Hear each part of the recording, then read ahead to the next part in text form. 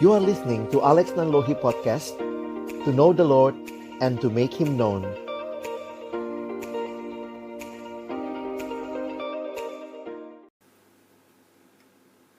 Mari berdoa sebelum kita membaca merenungkan firman-Nya. Tuhan, terima kasih karena kembali Engkau memberikan kesempatan kami bukan hanya memuji nama-Mu, menaikkan doa kepadamu, tetapi juga untuk mendengarkan firman-Mu. Sebentar kami akan membuka firman-Mu, buka juga hati kami. Jadikanlah hati kami seperti tanah yang baik, supaya ketika benih firman-Mu ditaburkan, itu boleh sungguh-sungguh berakar, bertumbuh, dan juga berbuah nyata di dalam hidup kami. Terkati yang menyampaikan firman-Mu dan juga semua kami yang mendengar, Tuhan tolonglah agar kami bukan hanya menjadi pendengar-pendengar firman yang setia, tapi mampukan dengan kuasa dan pertolongan dari Roh-Mu yang kudus, kami dimampukan menjadi pelaku-pelaku firman-Mu di dalam kehidupan kami, di dalam masa muda kami.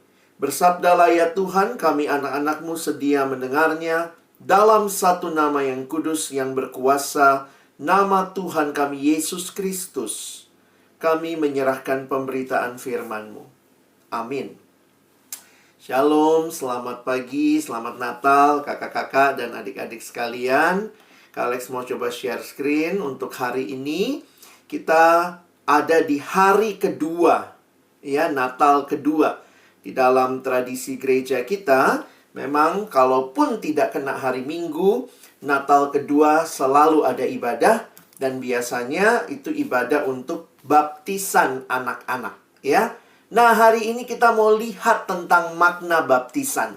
Memang ini banyak kayaknya pemahaman, tapi Kak Alex rindu kita sebagai warga gereja jangan cuma tahu hal-hal yang umum saja, tetapi hal-hal yang spesifik seperti baptisan ini menjadi bagian yang perlu teman-teman pahami sebagai warga gereja, ya. Nah, karena itu ada dua sakramen yang ditetapkan di dalam gereja kita, yaitu sakramen perjamuan kudus dan yang kedua adalah sakramen baptisan kudus. Nah, kita akan hari ini fokus melihat baptisan. Kalau kalian berada atau pernah ke gereja, misalnya gereja Katolik, mereka punya 7 sakramen. Kalau kita hanya mengakui ada 2 sakramen utama, yaitu perjamuan kudus dan baptisan kudus. Ya, nanti kita coba lihat sama-sama. Nah, Kak Alex ajak kita sesuai dengan bacaan yang ditetapkan. Hari ini kita membaca 2 ayat saja dari Lukas pasal yang ketiga, ya, ayat 21 sampai ayat yang ke-22. Kita bisa lihat ayatnya, Kak Alex bacakan buat kita. Ketika seluruh orang banyak itu telah dibaptis, dan ketika Yesus juga dibaptis dan sedang berdoa, terbukalah langit. Dan turunlah Roh Kudus dalam rupa burung merpati ke atasnya, dan terdengarlah suara dari langit. Engkaulah anakku yang kukasihi, kepadamulah aku berkenan. Nah, ini bacaan yang hari ini sama-sama mendasari perenungan kita. Nanti dalam pembahasan ini, Kak Alex ingin menjelaskan 3 baptisan. Ingat ya, ada 3 baptisan. Yang pertama, kita akan melihat nanti baptisan di dalam perjanjian lama. Yang kedua, kita akan belajar melihat baptisan Yohanes. Dan jangan lupa itu juga termasuk baptisan Yesus dalam bacaan kita hari ini, karena Yesus dibaptis oleh Yohanes. Dan yang ketiga, nanti kita akan belajar apa kalau begitu baptisan buat kita jemaat saat ini. Oke ya? Pertama, baptisan dalam perjanjian lama. Yang kedua, baptisannya Yohanes, termasuk di dalamnya pembaptisan Yesus ini. Dan yang terakhir adalah baptisan kudus yang ditetapkan, yang saat ini menjadi sakramen secara khusus di gereja GPIB, ya. Nah, mari kita lihat satu-satu. Tapi Kak Alex mau sedikit mulai dulu dari baptisannya Yesus ini. Apa yang menarik? Karena bacaan kita hari ini merekam sebuah penyataan tentang Allah Tritunggal. Kalau orang bilang, Tritunggal itu buatannya orang Kristen. Di mana buktinya? Nah, salah satunya perhatikan di dalam pembaptisan Yesus. Di situ jelas sekali Bapa, Anak, dan Roh Kudus. Ya, makanya perhatikan, Bapa hadir dengan suara yang dikatakan, "Engkaulah anakku yang kukasihi." Lalu Roh Kudus hadir dengan rupa burung merpati. Perhatikan, jangan salah baca ya. Bukan Roh Kudus itu burung merpati. Bukan. Tetapi dalam rupa. Jadi seperti burung merpati. Jadi yang dilihat waktu itu seperti burung merpati. Memang penampakan Roh Kudus di dalam Alkitab ada beberapa hal. Misalnya kalau lihat di Kisah Rasul pasal 2, Roh Kudus juga dikatakan seperti lidah api. Jadi sekali lagi, jangan kalau lihat burung merpati, Roh Kudus, enggak ya. Itu beda. Jadi Roh Kudus hanya seperti rupa burung merpati. Lalu anak, siapa itu? Yesus Kristus. Nah, dia yang dibaptis kan, Yesus yang dibaptis dalam rupa manusia. Makanya perhatikan, kekristenan kita itu sangat sentral mengakui Allah Tritunggal. Perhatikan, di dalam momen baptisan Yesus, ini adalah kesaksian tentang Allah Tritunggal. Allah yang satu adanya, tetapi yang hadir dalam 3 pribadi. Ingat ya, kita orang Kristen tidak menyembah 3 Allah. Enggak. Kita menyembah satu Allah, tetapi satu Allah itu menyatakan diri dalam 3 pribadi. Loh, bagaimana dengan agama yang lain? Mereka juga bilang satu Allah. Mereka mengenal satu Allah dalam satu pribadi. Kita orang Kristen mengenal satu Allah yang menyatakan diri di dalam 3 pribadi. Makanya inti iman Kristen, pengakuannya itu berpusat kepada Allah Tritunggal. Masih ingat pengakuan iman rasuli? Itu berpusat kepada Allah Tritunggal. Aku percaya pada Allah Bapa, aku percaya kepada Yesus Kristus, dan aku percaya kepada Roh Kudus. Jadi perhatikan, baptisan Yesus ini adalah sebuah kesaksian yang nyata tentang Allah Tritunggal. Nah, mari kita coba lihat sebentar ya. Baptisan dalam perjanjian lama. Nah, dalam perjanjian baru, kalau memang kita baca tadi, baptisan dilakukan pertama-tama oleh Yohanes Pembaptis. Namun demikian, kalau kita telusuri dalam tradisi perjanjian lama, sudah ada pratanda. Maksudnya, sudah ada tanda-tanda yang dipahami dalam perjanjian lama oleh orang Yahudi yang juga mirip seperti baptisan. Makanya kita pakai istilah baptisan dalam perjanjian lama. Di mana buktinya? Nah, teman-teman, ini ada ayat-ayat dalam Sabda Bina Teruna. Kita ditolong bisa melihat ayat-ayat ini. Kalau kalian tertarik, nanti bisa screenshot. Kalau enggak, nanti kalian bisa minta slide-nya maka Alex ya. Pratanda itu dikenal di dalam perjanjian lama dengan tradisi pembasuhan air. Jadi kalau misalnya mau masuk kemah suci harus mungkin mirip seperti saudara sepupu kita yang mengambil air wudhu ya. Nah, itu dalam tradisi Yahudi seperti itu. Jadi mereka akan melakukan sebuah ritual dalam penggunaan air demi simbol pembasuhan, simbol penyucian. Nah, makanya ini juga imam-imam yang bertugas di kemah suci bahkan juga harus membasuh tubuhnya dulu dengan air. Jadi pembasuhan air ini memiliki makna membersihkan diri dari kenajisan, karena bisa jadi sebelumnya mereka menyentuh hal yang najis. Ya, jadi di perjanjian lama kalau ditanya ada baptisan nggak? Mirip seperti baptisan, bukan baptisan seperti yang kita kenal. Makanya coba lihat ayatnya ya, Kak Alex kutip satu ayat. Imamat 16 ayat 4. Ini imam. Apa peraturannya? Ia harus mengenakan kemeja lenan yang kudus. ia harus menutupi auratnya dengan celana lenan, dan ia harus memakai ikat pinggang lenan dan berlilitkan serban lenan. Itulah pakaian kudus yang harus dikenakannya, sesudah ia membasuh tubuhnya dengan air. Jadi ada sebuah simbol yang harus dilakukan dengan pembasuhan. Nah, bagaimana bedanya? Apa bedanya antara baptisan perjanjian lama dengan baptisannya Yohanes Pembaptis? Karena waktu itu Yohanes Pembaptis datang dan berseru, "Bertobatlah, sebab kerajaan sorga sudah dekat, berilah dirimu dibaptis." Nah, perbedaan mendasarnya sebenarnya ini, ya, kalian bisa perhatikan. Di dalam perjanjian lama, tradisi pembaptisan itu dilakukan oleh satu orang. Ya, imam itu ya dia sendiri melakukannya. Jadi dia membaptis atau menyucikan dirinya sendiri. Dia cuci tangan, dia cuci wajah, dia mandi. Jadi di perjanjian lama tradisi pembaptisan, pembasuhan dilakukan oleh satu orang, yaitu diri orang itu sendiri. Sementara Yohanes Pembaptis menyerukan sebuah baptisan yang dilakukan oleh dua orang.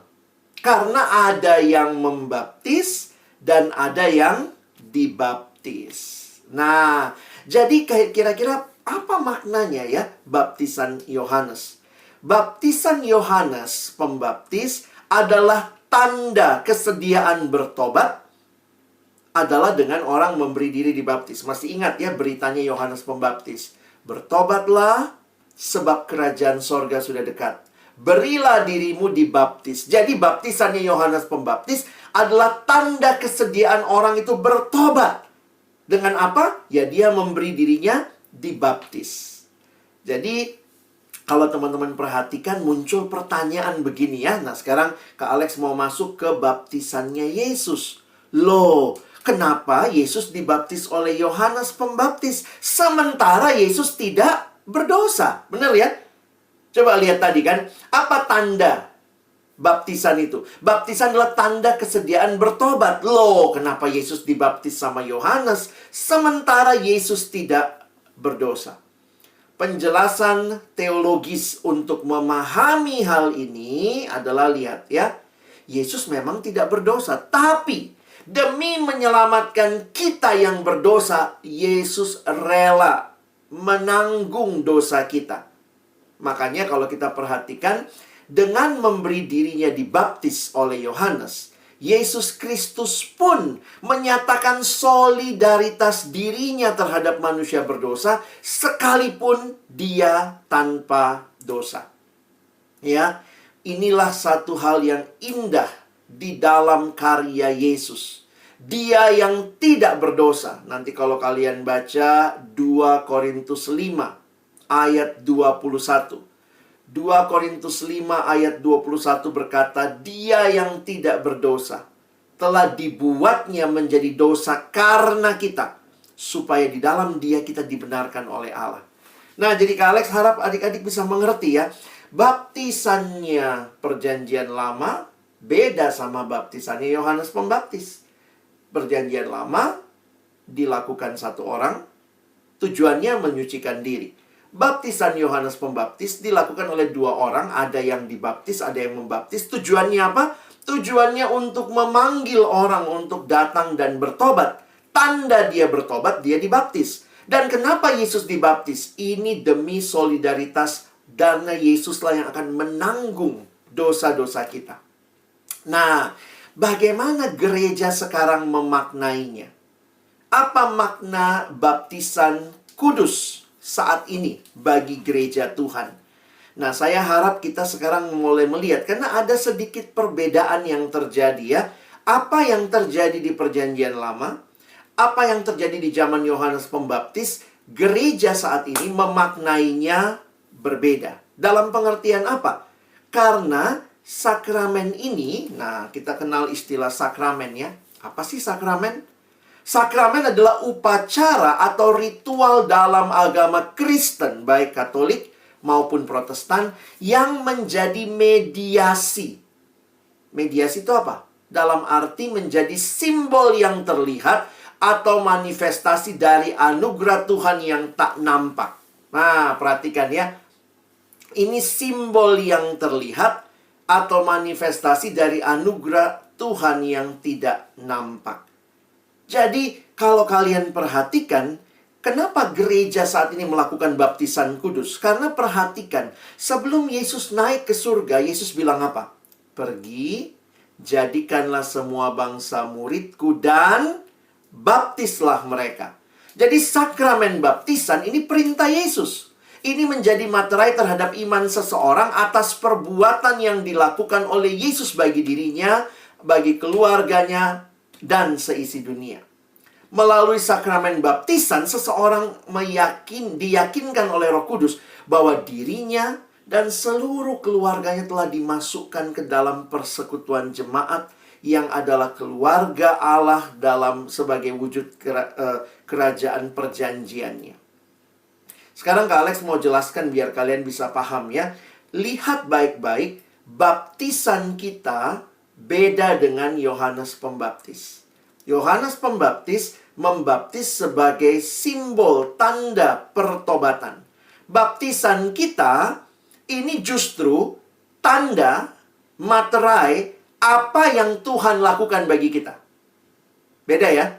Kalau bertobat itu apa yang saya lakukan. Tetapi ini apa yang Tuhan lakukan bagi kita. Nah, dalam gereja ada berbagai tradisi cara pembaptisan. Kalau nanti kalian ketemu ya, ada gereja yang membaptisnya anak-anak, ada gereja yang membaptisnya orang dewasa, ada gereja yang baptisnya diselam, ada gereja yang baptisnya dipercik. Bagaimana kita memahami ini? Nah, kita sebagai orang-orang GPIB, kita mengakui apa sih yang membuat baptisan itu sah. Nah, ini yang mesti kita pahami, ya. Nah, Kak Alex mau kasih beberapa prinsip penting buat kita. Buat kita memahami sakramen baptisan dilayangkan hanya satu kali untuk selamanya. Jadi hati-hati itu yang bilang-bilang, ayo baptis lagi, baptisanmu yang pertama nggak sah. Wah, dulu Kak Alex dibilangin gitu, kamu dibaptisnya waktu kapan? Masih kecil. Belum sah itu, harus besar. Waktu itu diapain? Saya dipercik, saya bilang. Saya dipercik begitu ya, karena baptisan kita di GPIB. Terus teman saya bilang waktu itu, wah, kepalamu aja yang nanti masuk surga. Waduh. Jadi dia bilang, mesti diulang baptisannya. Bagaimana baptisannya? Oh, mesti dicelup, dimasukin semua ke dalam air. Diselam, itu baru sah. Nah, teman-teman, ini salah pengertian. Silahkan yang mau dibaptis selam ya lakukan, yang mau dibaptis percik ya lakukan. Tetapi ingat, baptisan hanya satu kali untuk selamanya. Nggak usah diulang. Sahnya sakramen baptisan tidak ditentukan oleh berapa banyak air. Sekarang lebih gila lagi, ada orang kalau pergi Sungai Yordan dia baptis lagi di sana. Sudah baptis di gereja, kurang sah. Saya di tempatnya Yesus baptis Sungai Yordan. Lebih banyak airnya. Apakah yang membuat baptisan itu sah karena banyaknya air? Atau karena cara pembaptisan? Yang satu caranya percik, satu selam. Oh, selam itu lebih Kristen. Tidak juga. Karena sudah dewasa atau masih bayi. Jadi, teman-teman, waktu saya menghayati, kenapa baptisan itu sah karena apa? Perhatikan ya.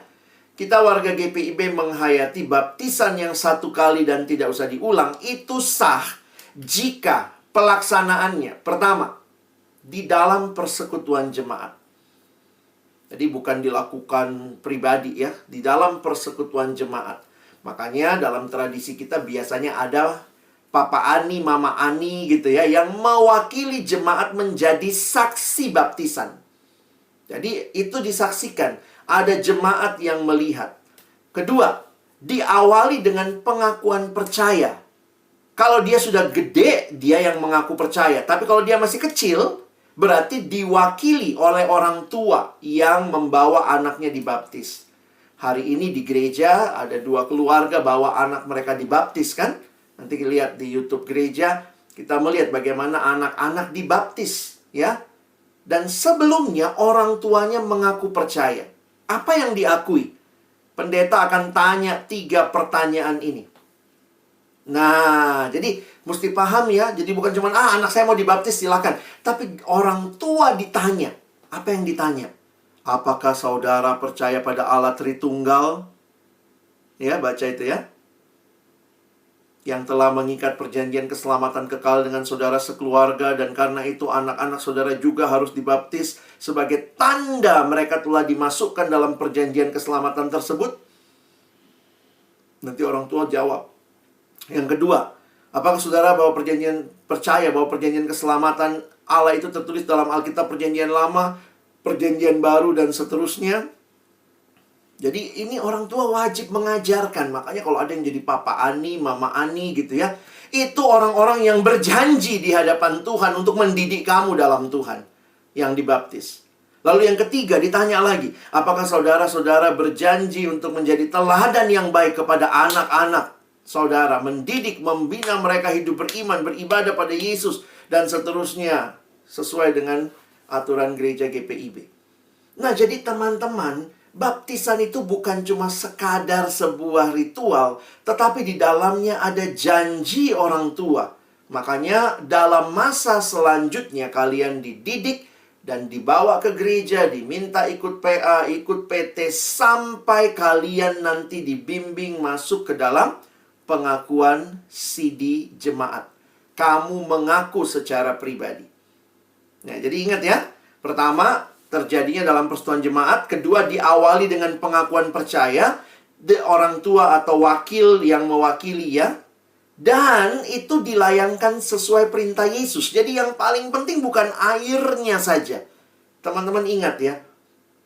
Mau airnya 1 ember, mau airnya 1 sungai Yordan, tapi kalau tidak dilakukan di dalam nama Bapa, Anak, dan Roh Kudus, silahkan diulang. Berarti nggak sah. Tapi kalau sudah dilakukan dalam nama Bapa, Anak, dan Roh Kudus, itu sah. Jadi nggak usah diulang. Kalau ada yang bilang mesti diulang, kurang banyak airnya masuk. Nggak. Kita mengakui tidak. Jelas bahwa yang paling menentukan dalam sakramen baptisan bukanlah orang yang dibaptis, melainkan Allah Tritunggal yang di dalam namanya orang itu dibaptis. Ya. Jadi saya harap kalian bisa jelas. Kita warga GPIB kadang-kadang saya suka bingung. Karena begitu pergi gereja lain, wah kurang sah baptisanmu, ulang lagi. Tidak. Baptisan itu sah karena dilakukan di dalam nama Allah Bapa. Berarti apa? Dalam nama Allah Bapa meneguhkan bahwa Allah telah mengikat perjanjian keselamatan dengan kita, dan anak cucu kita turun-temurun, bahwa Allah menjadi Bapa kita dan kita menjadi anak-anaknya serta ahli waris kerajaannya. Dalam nama Yesus, artinya apa? Dalam nama Sang Anak, meneguhkan bahwa kita telah dipersatukan dengan Yesus Kristus di dalam kematian dan kebangkitannya, serta mengalami pengampunan dosa dan hidup baru yang kekal serta keselamatan penuh. Dan di dalam Roh Kudus, nama Roh Kudus meneguhkan bahwa Roh Kudus telah berdiam dalam diri kita dan memenuhi kita dengan karunia-karunia yang ajaib. Bahwa Roh Kudus juga membimbing, menolong kita agar selalu hidup dalam kebenaran, taat dan setia pada firman Tuhan, dan berani bersaksi tentang Kristus serta melayani sesama. Jadi adik-adik yang dikasihi Tuhan, tradisi reformasi, kita ini gereja reformasi ya, mengingatkan bahwa setiap peristiwa baptisan menandai sebuah sakramen. Ini apa yang ditandai? Ini bukan berdasarkan perbuatan, melainkan berdasarkan kasih karunia, anugerah. Kenapa begitu? Karena buat kita orang Kristen, keselamatan itu adalah anugerah Allah semata. Bukan karena perbuatan baik kita. Kenapa? Ya, manusia tidak sanggup menyelamatkan dirinya sendiri. Hanya Yesus Kristus yang bisa menyelamatkan kita. Karena itu perhatikan, keselamatan kita bukan apa yang saya lakukan bagi Tuhan. Tidak. Tetapi apa yang Kristus lakukan bagi kita. Nah, di mana terlihat tanda ini? Di dalam baptisan. Karena bagi kita yang menerima baptisan, kita pun diingatkan bahwa anugerah Allah itu bekerja mendahului tindakan membaptis itu sendiri. Itulah makna terdalam dari tindakan sakramental Allah lewat baptisan, yang meneguhkan bahwa kita telah diselamatkan olehnya. Nah, perhatikan. Sekarang kesimpulannya Kak Alex harap ini bisa jelas ya. Jadi, kalau begitu, apakah baptisan itu menyelamatkan? Ternyata kekristenan berkata, tidak menyelamatkan. Siapa yang menyelamatkan? Hanya Yesus Kristus. Jadi baptisan itu sebuah tindakan bagi mereka yang sudah percaya sebenarnya. Itu adalah bukti yang kelihatan dari iman yang tidak kelihatan. Jadi bukan baptisannya yang menyelamatkan, tetapi Yesusnya. Lalu kenapa mesti dibaptis? Karena baptisan itu menjadi sebuah tanda yang kelihatan dari saya yang percaya pada Kristus. Kedemikian juga bagi keluarga. Kami keluarga orang beriman. Tandanya apa? Berilah dirimu dibaptis dan anak-anakmu, bawa anak-anakmu dibaptis. Jadi ingat, baptisan adalah upacara kudus yang menyatakan keselamatan yang dimulai dari kasih karunia Allah. Bukan baptisannya yang menyelamatkan, bukan. Baptisan itu cuma tanda yang menyatakan keselamatan. Tetapi yang menyelamatkan adalah Yesus. Tanpa menunggu manusia dapat memahami dan berlaku benar, Allah sudah terlebih dahulu mengasihi, mengaruniakan keselamatan tersebut. Inilah alasannya mengapa di GPIB anak-anak pun dapat menerima baptisan. Jadi hari ini Kak Alex rindu kita memahami kalau ada peristiwa yang terjadi baptisan kudus, kita mengerti. Kalau ada yang tanya, kenapa di gerejamu nggak dibaptis selam? Oh, kita tradisinya bukan seperti itu. Loh, nggak sah dong baptisanmu. Kalian bisa jawab, sahnya baptisan bukan karena banyaknya air. Mau air satu sungai, mau air satu ember, kita tidak mengatakan keselamatan bukan karena air. Keselamatan karena Yesus, dan tanda yang menyatakan orang itu diselamatkan beserta seluruh rumahnya adalah memberi diri dibaptis. Karena itu ini kesimpulan terakhir. Sakramen baptisan saat ini adalah tanda pengudusan Allah atas manusia dan juga materai keselamatan. Jadi buat kita yang sudah dibaptis, baik waktu masih kecil, mungkin kamu bukan asli GPIB, saya dibaptisnya di gereja lain, Kak. Dalam nama siapa? Sah atau enggak? Kalau dalam nama Bapa, Anak, Roh Kudus itu sah. GPIB mengulang baptisan orang? Tidak. Kalau sudah dibaptis di tempat lain, kita mengakui. Nah, pada waktunya nanti, kalau kamu dibaptisnya masih kecil, harus di CD. Sebelumnya harus ikut katekisasi. Supaya kamu memahami apa yang orang tuamu yakini. Karena orang tuamu waktu datang kan bawa kamu. Ini anak saya, tolong dibaptis. Ditanya tadi 3 pertanyaan. Bersediakah mengajar anak-anakmu? Iya, saya bersedia. Nah, maka pada waktunya kamu dibimbing, mengaku imanmu di hadapan jemaat. Dan kamu menjadi orang yang meneguhkan bahwa sungguh keselamatan itu dalam Yesus Kristus. Berita Natal mengingatkan kita tidak ada keselamatan di luar Yesus. Kalau manusia bisa selamatkan dirinya, Yesus nggak perlu datang. Tetapi karena manusia tidak bisa selamatkan dirinya, kita butuh juru selamat. Itulah Natal ketika juru selamat datang. Dan kita yang menerimanya, berilah dirimu dibaptis sebagai tanda aku beriman kepada Kristus. Kiranya Tuhan menolong kita memahami firman-Nya, memahami apa yang ada dalam ritual gereja kita, dan kita pun boleh menghidupinya dengan baik. Mari berdoa. Tuhan, terima kasih buat pemahaman tentang baptisan. Kami ada dalam gereja yang melakukan baptisan. GPIB mengakui baptisan anak, baptisan dewasa, dan semua ini hanyalah menjadi tanda materai yang meneguhkan karya keselamatan Kristus bagi kami. Biarlah kami bisa memahaminya, dan karena itu kami juga boleh menghidupi iman kepada Kristus. Terima kasih untuk Engkau, ya Yesus, yang datang di waktu Natal, yang membawa kami juga ke dalam hidup yang merdeka dari dosa, hidup yang damai, hidup yang sukacita. Bukan karena situasi berubah, tetapi yang terutama, karena Engkau ada di hati kami, Tuhan.